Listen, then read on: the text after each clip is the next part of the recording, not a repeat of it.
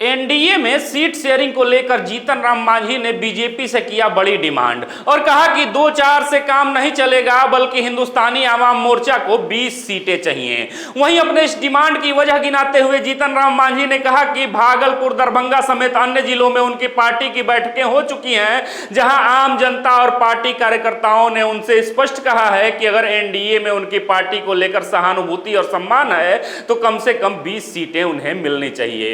इसी बीच मांझी ने भाजपा को वजह गिनाते हुए आगे यह भी कहा कि एनडीए की जिन जिन विधानसभा में बैठकें हो रही हैं, वहां हिंदुस्तानी आवाम मोर्चा के कार्यकर्ता बढ़ चढ़कर हिस्सा ले रहे हैं। वहीं पिछले दिनों गया जी में जब प्रधानमंत्री नरेंद्र मोदी का कार्यक्रम हुआ था, तब भी वहां हम के कार्यकर्ता बड़ी संख्या में मौजूद थे, जिसका प्रमाण यह है कि पीएम मोदी की सभा में आधे से ज्यादा झंडे और टोपियां हिंदुस्तानी आवाम मोर्चा की ही नजर आ रही थी। हालांकि 20 सीटों पर भावुक अपील करते हुए मांझी ने आगे कहा कि हिंदुस्तानी आवाम मोर्चा मान्यता प्राप्त राजनीतिक दल नहीं है। ऐसे में इसे मान्यता दिलाने के लिए 6% वोट या 7 से 8 विधायकों का जीतना जरूरी है।